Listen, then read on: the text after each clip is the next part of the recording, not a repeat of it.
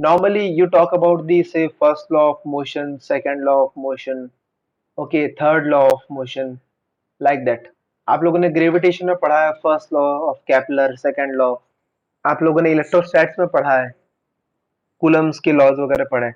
तो आपने हर जगह पर पढ़ा है first law, second law, third law, fourth law, ऐसा करके आप डिस्कशन करते हैं. बट यहाँ पर ये पहला ऐसा स्ट्रीम ऑफ इंजीनियरिंग है या स्ट्रीम ऑफ साइंस है जहाँ पर आप जीरोथ लॉ की भी बात करते हैं. And why we are talking about zeroth law? The reason behind this is in first law of thermodynamics we talks about the heat. हम heat के बारे में बात करते हैं. And heat cannot be understood or discussed without the information of the temperature.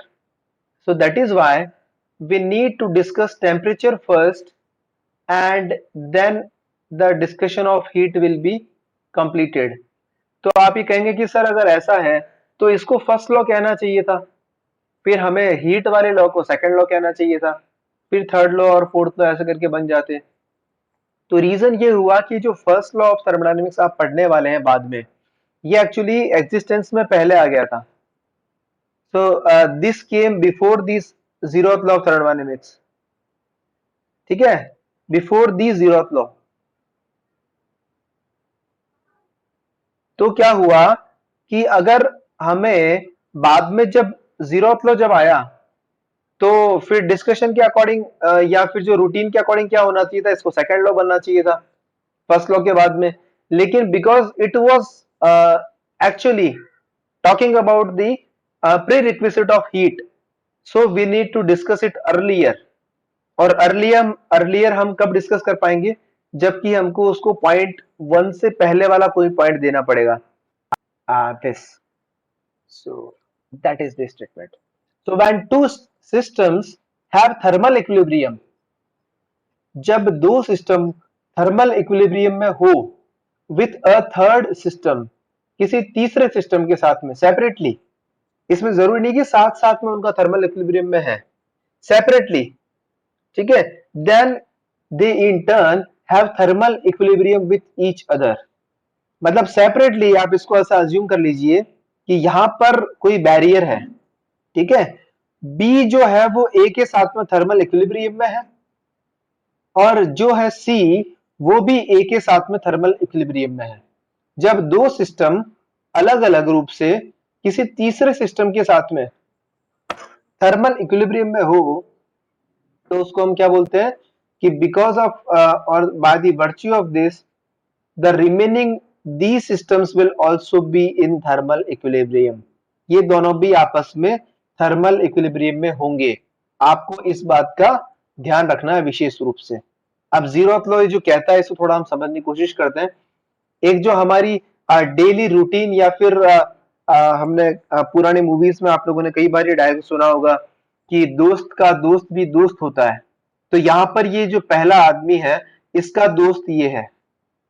तो दोस्त का जो ये है, ये पहला पर्सन है कोई.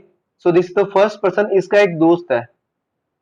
ठीक है, और जो इसका दोस्त है उसका दोस्त, मतलब बी का फ्रेंड है ए और ए का फ्रेंड है सी, तो इसका जो दोस्त है, तो जो दोस्त का दोस्त है वो भी दोस्त होता है.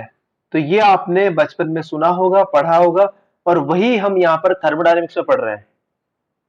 बस यहाँ पर दोस्ती को यूज करना है, लेकिन उसका मीनिंग क्या है, उसका हमें क्या उसको अंडरस्टैंड करना है, हमें उसको अंडरस्टैंड करना है थर्मल इक्विलिब्रियम से. And what do you mean by the thermal equilibrium? बहुत सिंपल सा फंडा है, मैं आपको फिर से बता देता हूँ.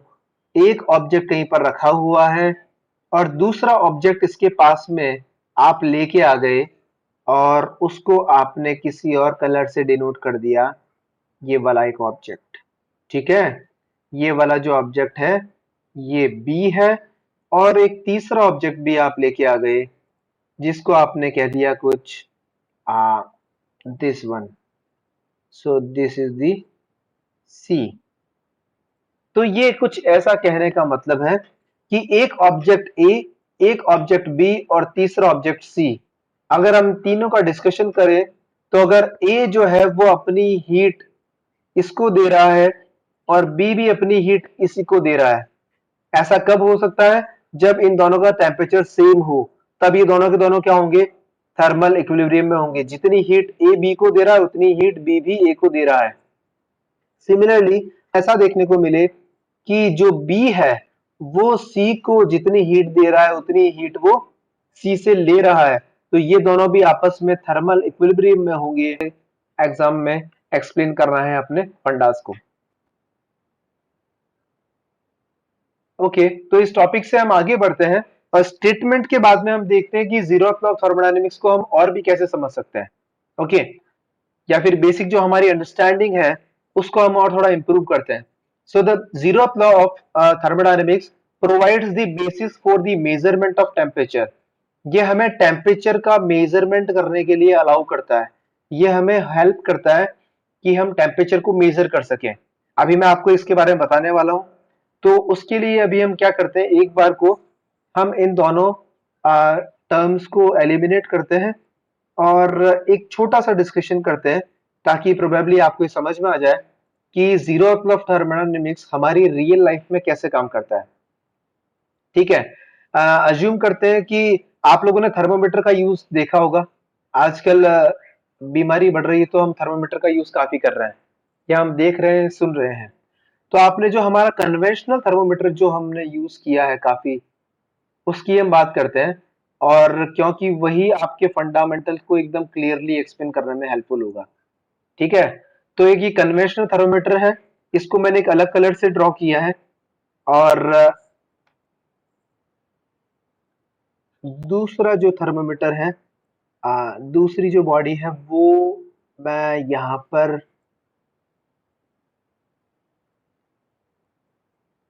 एक बॉडी ये हो गई। Okay, this is the bulb. ये जो थर्मोमीटर का वो पोर्शन होता है, लोअर पोर्शन, ठीक है, जिसमें आपको मरकरी भरा हुआ मिलता है, that is known as the bulb of thermometer. उसको हम क्या बोलते हैं? थर्मोमीटर का बल्ब कहते हैं। ठीक है, तो ये जो बल्ब है, आप इस बल्ब में क्या देखते हैं कि आपको मरकरी भरा हुआ मिलता है।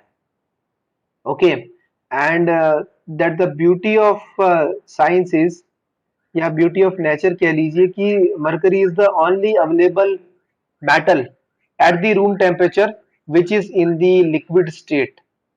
तो मरकरी को हम केमिस्ट्री की लैंग्वेज में हाइड्रोजीनियम कहते हैं, और जो इसका नाम है वो मरकरी है। ठीक है, आप सभी से अनुरोध है, कृपया समय पर टाइम में आया क्लास में ज्वाइन किया करें। लेट कमर्स को मैं अलाउ नहीं करने वाला हूं। Okay, so now three bodies are there. First body is HB. HB means human body. Second body is the bulb of thermometer, मतलब ये जो कांच का बना हुआ थर्मोमीटर है, इसका ग्लास वाला पोर्शन, जो कि इसका, जिसको हम हमारी बॉडी में इंसर्ट करते हैं, हमारी टंग के नीचे या हमारे माउथ में प्रेस करते हैं। ओके, ताकि हमारी बॉडी का जो टेम्परेचर है वो थर्मोमीटर में रेप्लिकेट हो जाए। और थर्ड बॉडी है यहाँ पर हाइड्रोजीनियम या मरकरी, जो कि टेम्परेचर को ऑब्टेन करके, और इसमें एक्सपेंशन होता है। हम लोगों ने सभी ने पढ़ा है बचपन में कि कोई भी बॉडी जब टेम्परेचर गेन करती है तो उसका थर्मल एक्सपेंशन होता है। ठीक है, इसको आपने बचपन में फील किया होगा। कभी आपने कोई बदमाशी की और आपके पेरेंट्स ने अगर आपको कभी थप्पड़ लगाया हो तो आपका गाल सूज गया हो, तो ये थर्मल एक्सपेंशन है। Okay, so this is the best example I hope. So human body, इसमें जब हम हमारे बॉडी के टेम्परेचर को मेजर करना होता है, तो क्या होता है कि ये थर्मोमीटर का जो मरकरी वाला बल्ब है, बल्ब ने उस टेम्परेचर को लिया। आप देखो मैंने यहाँ पे 1 2 3 लिखा है, आपको यहाँ पे 1 2 3 से ध्यान रखना है। ठीक है, ताकि कंफ्यूजन ना हो। और मैं इसको अब बताना चाह रहा हूँ इस हेल्प से। तो देखो यहाँ पे आपने देखा कि बॉडी वन का टेम्परेचर आपको मेजर करना है। इसके लिए आपने क्या किया, थर्मल इक्विलिब्रियम में आप लेके आए थर्मोमीटर के बल्ब को। ठीक है, जो लोअर पोर्शन है। तो यहाँ पर जो ग्लास का मटेरियल बना हुआ है उसका टेम्परेचर भी वही हो जाता है थोड़े समय के बाद में, जो हमारी बॉडी का टेम्परेचर है। ठीक है, तो इसी वजह से क्या होता है, थर्मोमीटर में जो टेम्परेचर आपकी बॉडी का था वही थर्मोमीटर के बल्ब में हो गया है। तो अब ये आपस में दोनों थर्मल इक्विलिब्रियम में हो गए हैं। पहली बात, तो पहला दोस्त बन गया यहाँ पे। ठीक है, ए और बी वाला कॉम्बिनेशन बन गया है। अब क्या है कि ये जो बल्ब के अंदर मरकरी भरा है वो इस बल्ब के हीट को एब्जॉर्ब करता है और ये भी उसी टेम्परेचर पे पहुंचने लगता है जिस टेम्परेचर पे हमारी बॉडी थी या जिस टेम्परेचर पे ये बल्ब था। तो slowly slowly it will also obtain the temperature of the bulb, or I should say the temperature of the body। तो मैंने क्या कहा कि 1 और 2 में थर्मल इक्विलिब्रियम सेटअप था, अब 2 और 3 में भी थर्मल इक्विलिब्रियम सेटअप हो गया है। And because of that I may say that body number 1 and body number 3 will also be in thermal equilibrium।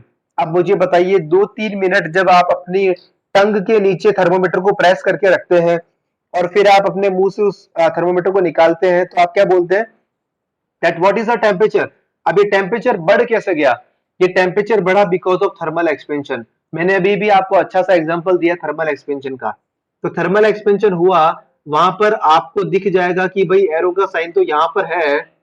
जो ह्यूमन बॉडी का हेल्दी बॉडी का टेम्परेचर होता है वो 37 डिग्री सेल्सियस होता है। अगर किसी का टेम्परेचर इससे ज्यादा है, अज्यूम करते हैं कि 38.9 डिग्री सेल्सियस है, तो चिंता की बात हो सकती है मित्रों, आजकल समय बदल रहा है।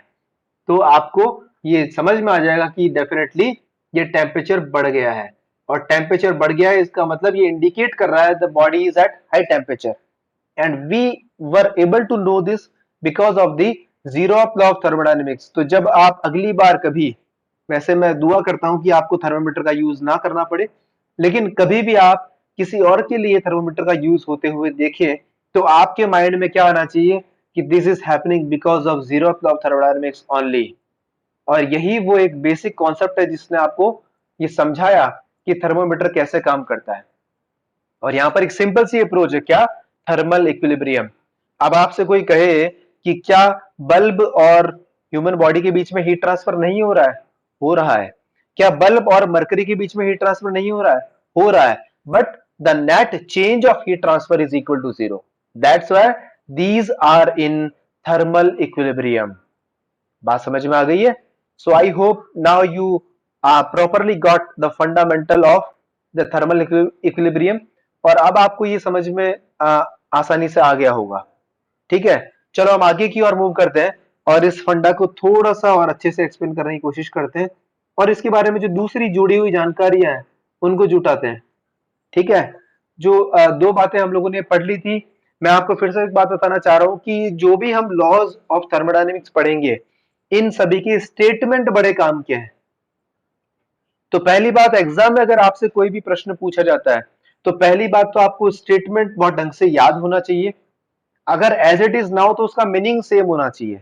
और दूसरी बात, आप जो फिगर उससे एसोसिएट कर रहे हैं, आप अपनी जो कॉन्सेप्ट है, जो फंडामेंटल है, आप उसको with the help of figure explain करने की कोशिश करें।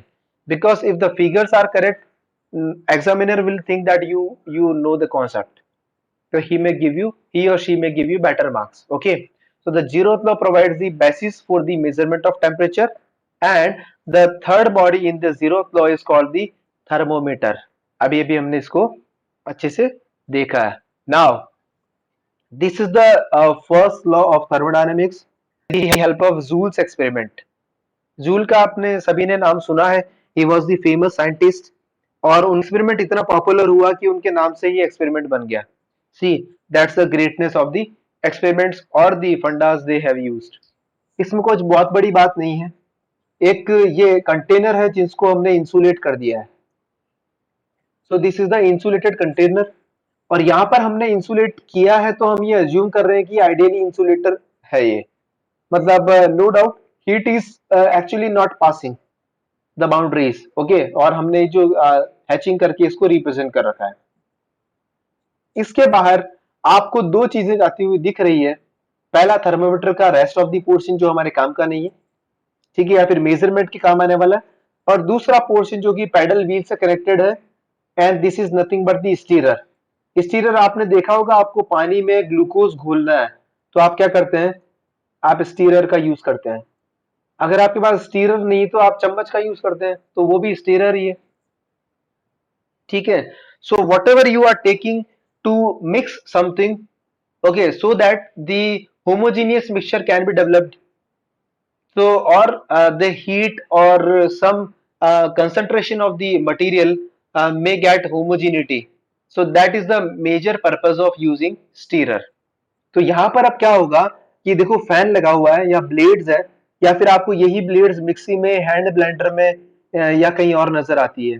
ठीक है, तो आप यहाँ पे क्या करते हैं स्टीरर की हेल्प से कि ये आपने कभी खाना बनाते समय जो एक रई होती है, रई रई से दाल वगैरह को मिक्स करते हैं किसी और चीज को, है ना? तो ये आपने जो है, this is nothing but the stirrer.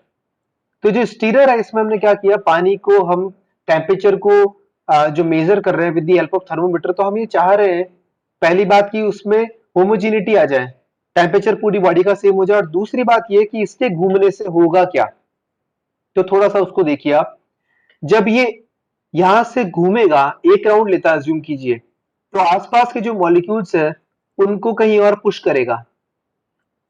तो जब ये कहीं और पुश करेगा तो ये मॉलिक्यूल जाएंगे कहां, बाहर निकल जाएंगे? नहीं, ये अपने आसपास वाले मॉलिक्यूल्स को पुश करेंगे, और वो अपने आसपास वाले मॉलिक्यूल्स को पुश करेंगे, और वो अपने आसपास वाले मॉलिक्यूल्स को पुश करेंगे, और ऐसे करते करते लगभग ऐसे ऐसे आपने एक दो राउंड भी अगर इसके करवा दिए तो आप क्या देखेंगे कि आपके एक दो राउंड होने की वजह से लगभग पूरा का पूरा जो लिक्विड है वो उसमें मूवमेंट आपको देखने को मिला। And this movement will increase the kinetic energy of the molecules. क्या इंक्रीज करेगा ये? काइनेटिक एनर्जी को ये इंक्रीज कर देगा। मॉलिक्यूल्स जब यहां से मूव करेंगे वो दीवार से टकराएंगे, वो आपस में टकराएंगे, आपको कॉलिजन देखने को मिलेगी। And because of this what you will see in the result that you will also find increment in the momentum। उनके मोमेंटम का मतलब क्या था, मास इनटू वेलोसिटी, मोमेंटम संवेग जो होता है, तो आप मोमेंटम में इंक्रीमेंट आपको देखने को मिलेगा। So because of the molecular momentum transfer you will find that the kinetic energy of the molecules will increase, and in ultimately you will find that there will be an increment in the heat energy। अब आप कहेंगे sir ये समझ में नहीं आया, ये kinetic energy तक तो समझ में आया था, ये हीट कैसे आ गई?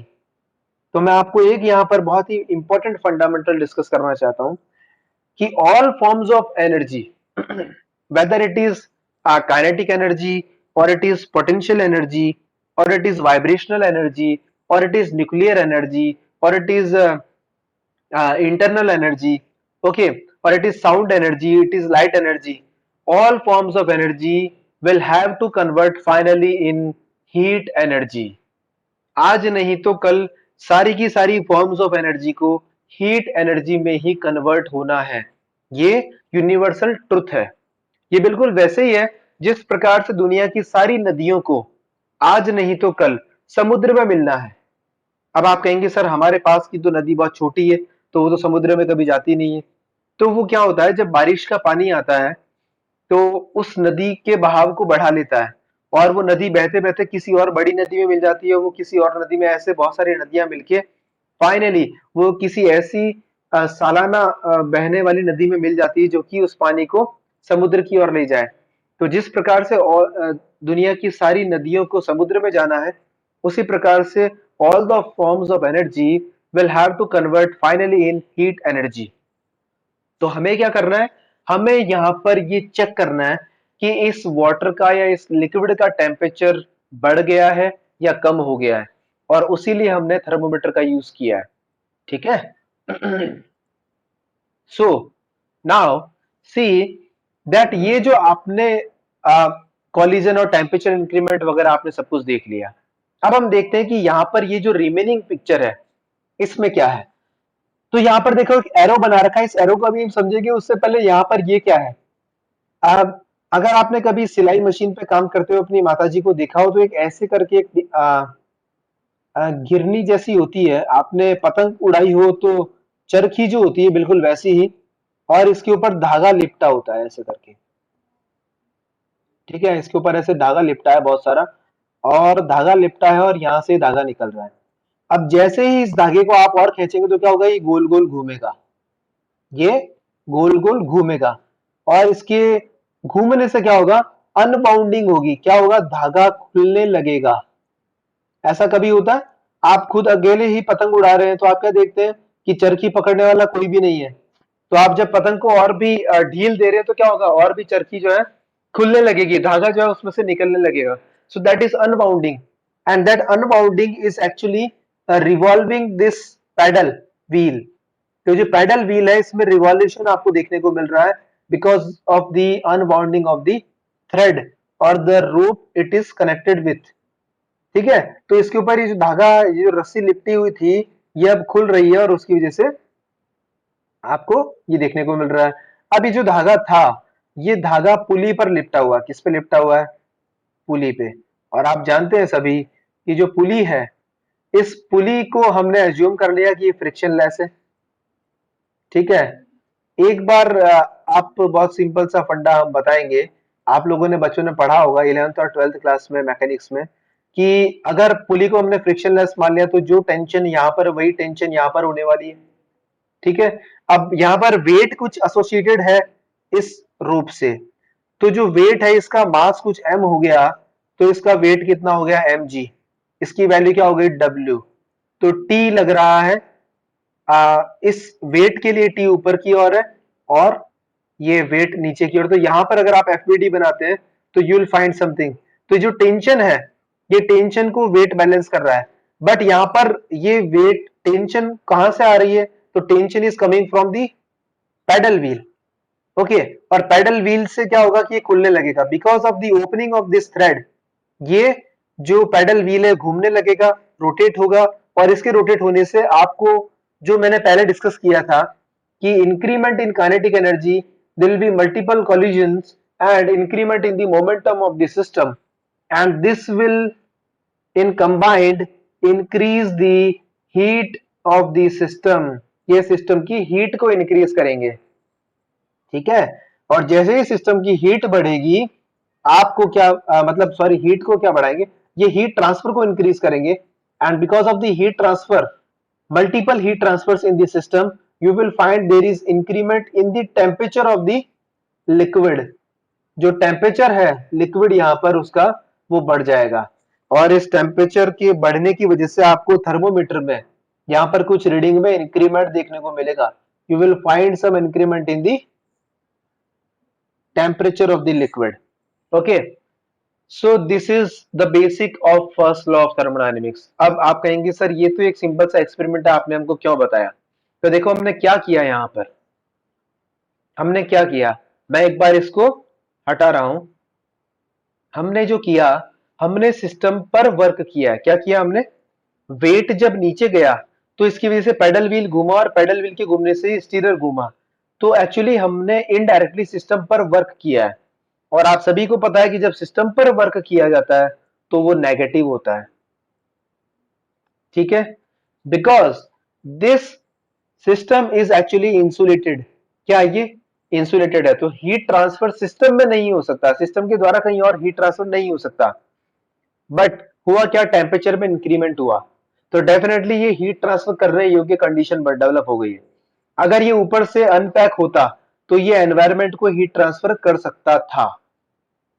अगर ये अनपैक होता तो ये एनवायरमेंट को हीट ट्रांसफर कर सकता था। ये वाली बात समझ में आ गई है। So I hope you got the funda कि यहां पर वर्क हुआ और हीट ट्रांसफर हुआ है। तो आपको एक चीज समझ में आई कि जब जब वर्क पिक्चर में आ रहा है तब तब हो सकता है हीट भी पिक्चर में आ रही हो। तो यही हमारे काम का कैलकुलेशन एक्चुअली।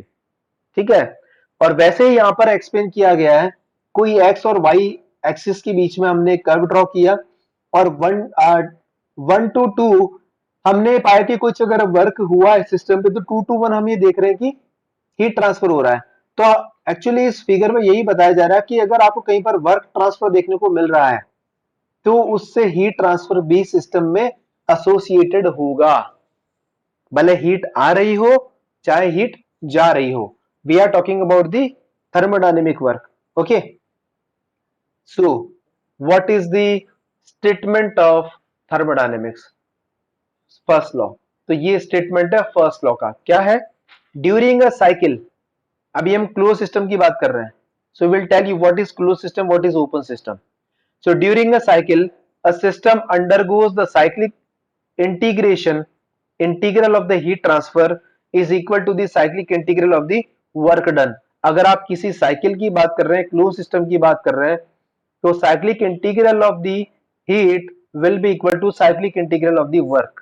ये आपको बिना किसी कंफ्यूजन के मानना है, और क्योंकि यही हमारा फर्स्ट लॉ ऑफ थर्मोडायनेमिक्स का स्टेटमेंट है। ठीक है, so the first law is applicable to a closed system and to a thermodynamic cycle and not to a process. ध्यान रखिए, ये साइकिल के लिए बात कर रहे हैं, किसी प्रोसेस के लिए आप फर्स्ट लॉ को अप्लाई नहीं कर सकते हैं। ठीक है, पहली बात, अगर आपको अप्लाई करना है तो आप ये फॉर्मूला अप्लाई नहीं करेंगे, क्योंकि ये साइकिल के लिए है, क्योंकि ये साइक्लिक प्रोसेस है, साइक्लिक इंटीग्रल आपको दिख रहा है।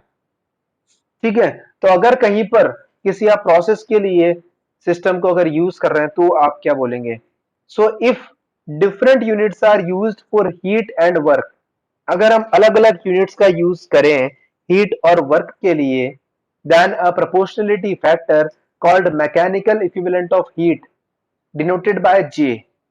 जे को हम क्या बोलते हैं? मैकेनिकल इक्विवेलेंट ऑफ हीट, या फिर इसको जूल्स कांस्टेंट भी कहते हैं। ठीक है, इसका हम यूज करेंगे अगर हीट और वर्क में यूनिट्स में डिफरेंस है। अगर आपने हीट को किलो कैलोरी में लिया है और वर्क को आप किलो जूल में कैलकुलेट कर रहे हैं, then you need to use J. लेकिन मैंने आपको कहा था कि ये जो आपका एग्जाम होता है उसमें ग्राफ के हिसाब से तो हीट के अंदर वर्क क्या है,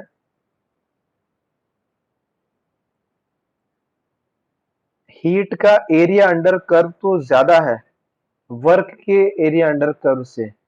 ओह दैट्स ग्रेट, अभी हम इसको एक्सप्लेन करेंगे बहुत अच्छे से। वैसे ये टॉपिक मैंने आपको पढ़ाया नहीं क्या? चलो आज ही इसको हम अभी क्यू एंड ए सेशन में डिस्कस करेंगे। ठीक है, गुड क्वेश्चन। तो ये देखिए कि ये जे आपको समझ में आ गया अगर आप हीट और वर्क की बात कर रहे हैं तो। ओके, और यहां से एक और चीज समझ में आ गई कि हमें हमेशा ऐसा यूनिट की बात करनी है, और जब आप ऐसा यूनिट की बात करेंगे तो यहाँ पर ये वाला चक्कर नहीं पड़ेगा। सो इन ऐसा unit both heat and work are express in same units जो कि किलो जूल है और joule, therefore it is not necessary to use any proportionality factor in our case. अब एक बार मैं देखो जो बड़ा अच्छा एग्जांपल दिया है, मैं आपको एक छोटा सा डिस्कशन अभी यहाँ पे करना चाहूंगा कि आपने अपने प्रीवियस एजुकेशन में 11th 12th क्लास में पढ़ा होगा कि हम पीवी और टीएस डायग्राम की जब हम बात करते हैं, then we talk about the some basic fundamentals. तो ये जो आपका 1 to 2 प्रोसेस है जब पीवी कर्व में होता है, और 1 to 2 प्रोसेस जब, ये कोई 3 to 4 कह लीजिए, अलग अलग है, आपस में सेम नहीं है। तो कोई 1 to 2 प्रोसेस अगर पीवी कर्व में होगा तो जो इसका एरिया अंडर द कर्व है वो आपका क्या होगा? वो होगा आपका वर्क। क्या होगा? Work. So W will be equal to P delta V।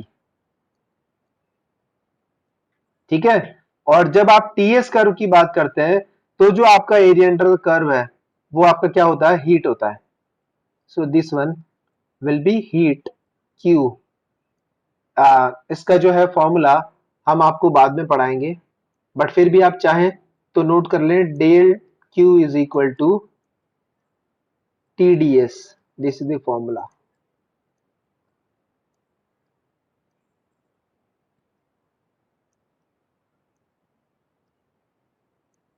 ठीक है, तो ध्यान रखिए पहली बात, area under the curve of PDV will give you work, while area under the curve of the TS diagram will give you heat. पहली बात। दूसरी बात, बड़ा अच्छा पॉइंट अभी यहाँ पर हर्षित गुंजल ने मुझे बताया है, जिसको मुझे, S is the entropy, S जो है वो एंट्रोपी है। वो मुझे बताया कि सर यहाँ पर तो जो है हीट वो उसका एरिया अंडर द कर्व ज्यादा है। बहुत अच्छी बात। हम अभी यहाँ पर हमारा जो नेक्स्ट पॉइंट ऑफ डिस्कशन है वो यही है। ठीक है, तो नेक्स्ट पॉइंट ऑफ डिस्कशन हमारा यही है कि हमारा जो सिस्टम को इनपुट होता है वो हीट होती है। क्या होती है? हीट। और इनपुट जो है वो हमेशा आउटपुट से ज्यादा होता है या बराबर हो सकता है maximum. In case of reversible cycles हमारा जो इनपुट है वो आउटपुट के इक्वल हो सकता है, but in case of all the irreversible cycles हमारा इनपुट हमेशा आउटपुट से कई गुना या काफी ज्यादा होगा। ठीक है, अब ध्यान रखिए, रिवर्सिबल साइकिल मैं आपको पहले बता चुका हूं कि reversible cycles in practical life does not exist. Reversible cycle, infinity and idleness, इनको हम फील कर सकते हैं, इनको अंडरस्टैंड कर सकते हैं, हम हमारे सिस्टम को इंप्रूव करने के लिए इनका डिस्कशन कर सकते हैं। ठीक है, so you may talk about this. और अब हमारे जो नेक्स्ट डिस्कशन को अगर हम कोरिलेट कर रहे हैं इससे, तो ये आपको सारी चीज अच्छे से समझ में आ जाएगी, क्योंकि हमारा नेक्स्ट टॉपिक यही है। And for a closed system during a cyclic process, the sum of work transferred is equal to the sum of heat transferred। ये वाला है हमारा साइक्लिक प्रोसेस में, किस में? ये साइक्लिक प्रोसेस में, क्लोज सिस्टम में। But for a close system during a non cyclic process, किसके लिए? नॉन साइक्लिक प्रोसेस के लिए। मतलब ये वाला प्रोसेस आपका कैसा हुआ? ये हुआ, ये हुआ, ये हुआ और ये हुआ, ये साइक्लिक है। ये हुआ, ये हुआ और ये हुआ, ये नॉन साइक्लिक है। इनिशियल और फाइनल पॉइंट अलग अलग है। ठीक है, the work transferred and heat transferred may not be equal and this difference is accounted for by a change in internal energy delta E, इसको हम यू से लिखते आए हैं अब तक, और simply energy of the system Q, Q is equal to delta E plus W. ठीक है,